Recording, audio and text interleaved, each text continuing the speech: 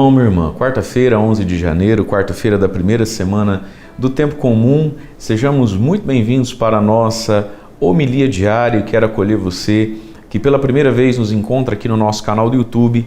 Seja muito bem-vindo, muito bem-vinda aqui ao nosso canal de evangelização. Se inscreve aqui no nosso YouTube, tá bom? Deixa sempre o joinha, o like, isso é muito importante para o nosso canal do YouTube também, tá bom? Vamos ao Evangelho então desta quarta-feira. Marcos capítulo 1, versículos de 29 a 39, diz assim: Naquele tempo Jesus saiu da sinagoga e foi com Tiago e João para a casa de Simão e André. A sogra de Simão Pedro estava de cama com febre e eles logo contaram a Jesus. E ele se aproximou, segurou sua mão e ajudou-a a levantar-se. Então a febre desapareceu e ela começou a servi-los. À tarde, depois do pôr do sol, levaram a Jesus todos os doentes e os possuídos pelo demônio. A cidade inteira se reuniu em frente da casa. Jesus curou muitas pessoas de diversas doenças, expulsou muitos demônios e não deixava que os demônios falassem, pois sabiam quem ele era. De madrugada, quando ainda estava escuro, Jesus se levantou e foi rezar num lugar deserto. Simão e seus companheiros foram à procura de Jesus. Quando o encontraram, disseram: Todos estão te procurando. Jesus respondeu: Vamos a outros lugares, às aldeias da redondeza. Devo pregar também ali, pois foi para isso que eu vim. E andava por toda a Galiléia, pregando em suas sinagogas e expulsando os demônios. Palavra da salvação. Glória a vós, Senhor. Muito bem, irmãos e irmãs, o Evangelho de hoje narra um dia na vida de Jesus, dia esse, que começa na madrugada, é o final do dia, mas dá para ver então que é o início do dia, quando Jesus se levantava nas madrugadas, quando ainda estava escuro, para rezar. Mas o início desse Evangelho também está ontem, quando na parte da manhã Jesus foi à sinagoga. Portanto, como era um dia na vida de Jesus? Começava com a oração da madrugada. De madrugada, quando ainda estava escuro, Jesus se levantou e foi rezar num lugar deserto. A oração pessoal, a oração sozinha, que Jesus fazia, a oração sozinha. Porque, veja, deu aqui para ver como era o dia de Jesus. Não ia ter como rezar depois disso. A oração pessoal precisa ter lugar no nosso dia. E aí cada um de nós tem um ritmo, tem um organismo, tem sua demanda de vida, sua correria. E aí a gente precisa ver qual momento a gente consegue rezar sozinho. Jesus, para rezar sozinho, precisava acordar antes dos outros. Aquele silêncio do todo mundo ainda está dormindo, Aí então o Evangelho de ontem nos diz que ele entra na parte da manhã na sinagoga. Vem aqui a questão da igreja, Vem aqui a questão, por exemplo, em tantos lugares, a Santa Missa na parte da manhã, logo cedinho, ou à noite que seja. Então o ir à sinagoga, à comunidade, à igreja, ao templo. E lá Jesus exorcizou um demônio. Lembra o Evangelho de ontem? Só de chegar o demônio espumou, babou, se manifestou. E pelo poder da palavra, Jesus silenciou aquele demônio, expulsou aquele demônio. Aí começa o Evangelho de hoje. Saiu da sinagoga, foi para a casa de Simão e André. No Evangelho de Marcos, esse casa, entrar na casa, é a imagem da igreja. Dessa nova comunidade de fé, que vai surgindo. E Jesus sempre está rodeado nas casas, por óbvio. Entra na casa de Simão e André. Mas aqui tem todo lado. Ele já rezou na madrugada, ele já foi na igreja logo cedo, e agora ele vai à casa do amigo, agora ele começa a andar. E ali então ele vai curar a sogra de Pedro de uma febre. Ela não estava bem, estava de cama, intercederam a Jesus por ela, sinal que gostavam da velhinha, Jesus, faz uma bênção, cura ela, podia estar querendo despachar a velha, não. Pedro gostava da sogra. Jesus ajuda a levantar, a febre desapareceu e ela começou a servi-los. Então, nesse milagre, nessa cura, não é nem milagre, é uma cura isso aqui. E das que Jesus fez, uma das mais simples. Quando diz que a febre desaparece e ela começou a servi-los, nessa linha do Evangelho, que merece ser grifada no nosso verde, Palmeiras, nós temos aqui como que um programa da vida do cristão e daquilo que Jesus veio fazer. Jesus veio, então, nos ajudar a nos levantarmos. Ele segura a nossa mão, ele nos coloca de pé, para que essa febre, às vezes essas coisas que a gente nem sabe explicar por que tem, por que somos assim, assado, será que é culpa do pai da gente, da mãe da gente, da nossa criação, o que a psicologia diz? Não importa. Ele nos toca, nos coloca em pé, para que possamos começar a servi-los aqui, servir Jesus e os discípulos. Portanto, a minha vida precisa ser útil a Deus, a Cristo, aos discípulos, à igreja, à comunidade, à minha família. A minha vida precisa ser útil àqueles que estão na missão junto com Jesus. Então, talvez a sua vida está sendo muito útil para o seu patrão, para a sua empresa. Ela está sendo útil a Deus. Ela está sendo útil a Jesus Cristo e aos discípulos, portanto, à comunidade cristã. Como anda o seu engajamento com a sua comunidade cristã? O que você faz para os discípulos de Jesus, com os discípulos de Jesus? Ela começou a servi-los. Então, nessa cura simples, está um convite a todos nós, e está um dizer de todos os outros milagres que Jesus vai fazer na Escritura. Ele fazia isso para quê? Para que a gente fique em pé e para que a gente se coloque a serviço dos outros. Aí vai dizer à tarde, depois do pôr do sol, ou seja, Jesus mesmo sem a luz do sol, mesmo na noite, e eles tinham medo da noite. A noite tem toda a mística, não é? Do poder das trevas, do demônio. Nada para Jesus. Ele liberta então na escuridão os que estão cativos pelo demônio, porque ele é a luz do mundo, né? Depois diz, é tanta gente que se reúne, já nem cabe. Ele cura, ele liberta, ele exorciza. E aí então a gente volta para o início. De madrugada, quando ainda estava escuro, ele se levanta para rezar sozinho. Num lugar deserto. Veja, o lugar deserto é um lugar que a gente mesmo tem que criar para nós. O lugar deserto pode ser o banheiro, o lugar deserto pode ser o pé da cama, o lugar deserto é o lugar sem celular, o lugar deserto é o silêncio. O lugar deserto são tantas nossas igrejas nas cidades, onde você entra na hora do almoço, no fim da tarde, aquele silêncio. No lugar deserto. Ali ele se reabastece, ali ele adora e entra em comunhão com o Pai. Ali Jesus mantém o propósito da sua vida. Porque o que vai acontecer logo em sequência? Simão Pedro e seus companheiros acordam cedinho, mas não tão cedo quanto Jesus. Cadê Jesus? Vão atrás de Jesus. E quando o encontram, diz o Evangelho, quando o encontram, dizem, olha, está todo mundo te procurando. Como que Jesus está bombando, está dando muito like, vamos voltar lá. Né? Vamos voltar lá, nós temos público para uma semana aqui, casa lotada. E Jesus, diante desse convite, de ir fazer o bem, um sucesso bom, né? Jesus diz, vamos a outros lugares, a aldeias da redondeza. Devo pregar também ali, pois foi para isso que eu vim. Ou seja, devo, para isso que vim. Jesus não é iludido pelos elogios, né? Tem uma frase, não sei se é mais ou menos assim, que eu li esses tempos assim, nenhum sucesso é para sempre, nenhum fracasso é total, algo mais ou menos assim. Veja, muitas vezes quando a gente lê o Evangelho, a gente vê que Jesus ele não sucumbiu às dores, às decepções, às rejeições, né? Mas também não se iludiu com os sucessos. Vamos, Jesus, vamos voltar lá, vamos ver tudo de novo, já está lotado. Não, nós vamos para outro lugar, eu devo pregar também em outros lugares, foi para isso que eu vim.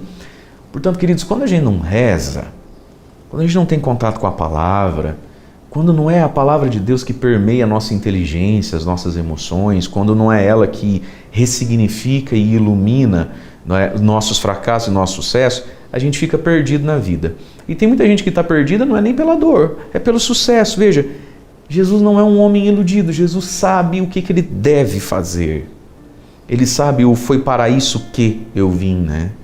E andava por toda a Galileia, pregando em suas sinagogas e expulsando demônios. Veja, as pessoas iam atrás de Jesus, sobretudo, pelo seu poder de cura, de exorcismo, de toque, né? De intervenção imediata. Mas o que Jesus gosta mesmo é de pregar.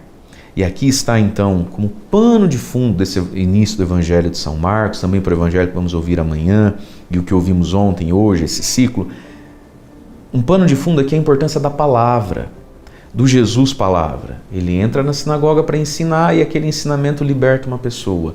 Hoje, todos vão para serem tocados, ele abençoa, ele toca, mas ele ensina. Aí quando ele vai para as outras sinagogas, já estava tudo lotado, por quê? Porque aí vem um homem que cura, que liberta, que toca, que faz milagres. E o que ele faz lá? Expulsa demônios e ensina, prega, né? Prega em suas sinagogas. Portanto, queridos, a primazia e a importância da palavra de Deus. Porque olha a importância que tem a palavra. Jesus gostava muito de pregar. Jesus gostava muito de ensinar, portanto, gostemos nós muito de aprender. Gostemos de escutar o que o Senhor nos fala através da sua palavra. Deus abençoe você. Em nome do Pai, do Filho e do Espírito Santo. Amém.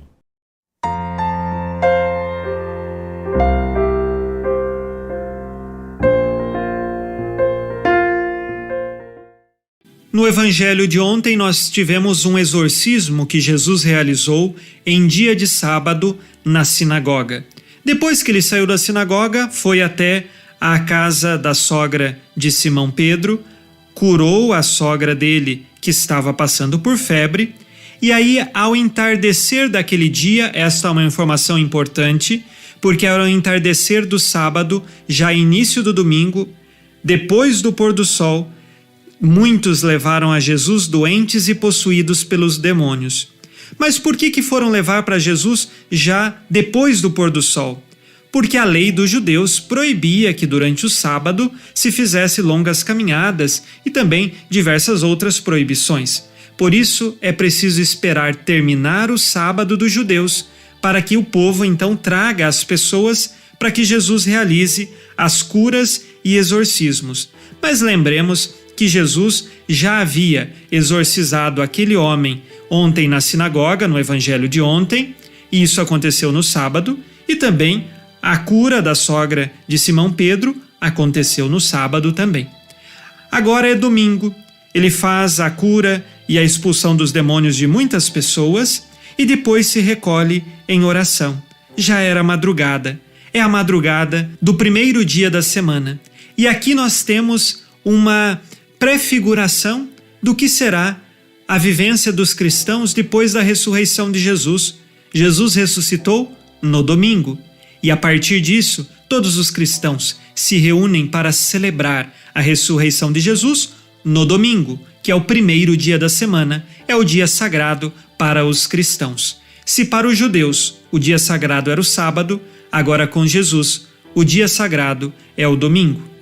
Nós hoje pedimos a Deus que nos conceda, pelo Espírito Santo, a graça necessária de bem vivermos com Jesus e, de maneira especial, de também guardarmos bem o domingo como dia do Senhor, participando, seja da celebração eucarística, dedicando este tempo também à nossa família, dedicando o domingo à oração e louvando a Deus pela sua ressurreição, pela nossa salvação que se fez pelo mistério pascal.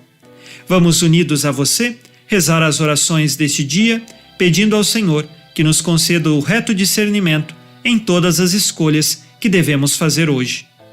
E a bênção de Deus Todo-Poderoso, Pai e Filho e Espírito Santo, desça sobre vós e permaneça para sempre. Amém. Nesta quarta-feira, fique na paz e na alegria que vem de Jesus. Abençoado dia a você e sua família.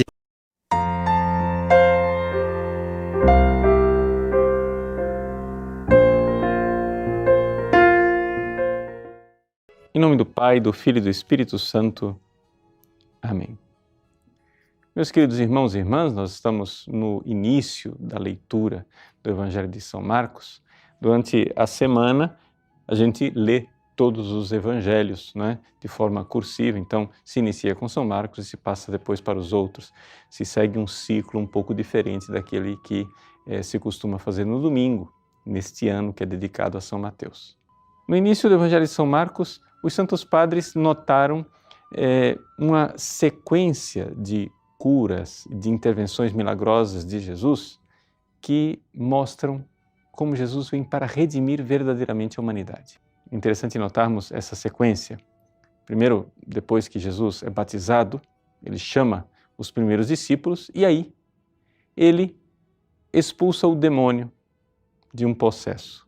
Ou seja, é Jesus quem derrota, começa o seu ministério derrotando Satanás. Logo em seguida, o Evangelho de hoje, ele cura a sogra de Simão Pedro, portanto, ele toca a mulher que foi a primeira a ser ferida pelo demônio, Eva, e depois, logo em seguida, ele irá curar um leproso. Aqui então sanando também as misérias do homem. Então, essa é a sequência. Satanás derrotado, a mulher curada e depois o homem. É interessante nós notarmos nessa sequência uma realidade espiritual que nos fala da dignidade da mulher. Às vezes a gente quer recordar somente que o pecado entrou no mundo pela mulher, mas se esquece que a redenção começou também pela mulher. Por quê? Porque a primeira redimida foi a Virgem Maria. E isto acontece muitas vezes em muitas famílias, ou seja, exatamente pela mulher começa a redenção e o resgate de uma família inteira. Jesus aqui entra na casa de Simão Pedro. Essa casa que será chamada pelo Evangelho de Marcos de casa de Jesus. Jesus estava em casa e a casa é exatamente a casa de Simão Pedro. Ali ele entra nesta família e a primeira coisa que ele faz é curar a febre da sogra de Simão Pedro. Ele se reclina sobre aquela mulher que está ali enferma e repreende a febre. Os Santos Padres veem nessa repreensão a repreensão das paixões desordenadas, ou seja, essa febre que a todos nós afeta. E a mulher então é tocada pelo Cristo e começa a servir. Em muitas das nossas famílias, nós deveríamos um pouco pedir a Deus que acontecesse exatamente isso. Ou seja, que as mulheres, às vezes aquela mãe, aquela filha, aquela avó que conheceu o Cristo, que segue devota e piedosamente o caminho de Deus, que ela seja tocada na sua febre, ou seja, nas suas paixões desordenadas, para poder melhor servir a Jesus. E por que isso? Porque muitas vezes algumas mulheres querem converter a sua família, mas não querem se livrar de suas febres. Ou seja, quantas vezes no confessionário a gente encontra essa realidade? A mulher angustiada dizendo: padre, o que é que eu faço para converter o meu marido, converter os meus filhos? Bom, a primeira coisa, minha senhora, se converta. Mas eu já sou convertida. Sim, mas veja, tome a cruz. Crucifique essa sua febre, essas suas paixões desordenadas. Tome a cruz e sirva a Deus com alegria na sua família. Porque muitas vezes essa atitude de ficar o tempo todo insistindo na conversão do marido e dos filhos é exatamente aquilo que causa neles uma repugnância e faz com que isso seja uma espécie de repelente. Pois bem, sirva na alegria de ser cristão, sirva a sua família, na alegria de transformar as dores em amor. E reze. Reze para que seja Nosso Senhor a entrar na sua casa. Reze para que, através de uma palestra, de um testemunho, de um amigo, de outras pessoas, na sua casa entre também a salvação, como entrou no dia de hoje na casa de Simão Pedro. Peça a Ele que cure de suas febres e sirva ao Senhor com alegria. Deus abençoe você. Em nome do Pai, do Filho e do Espírito Santo. Amém.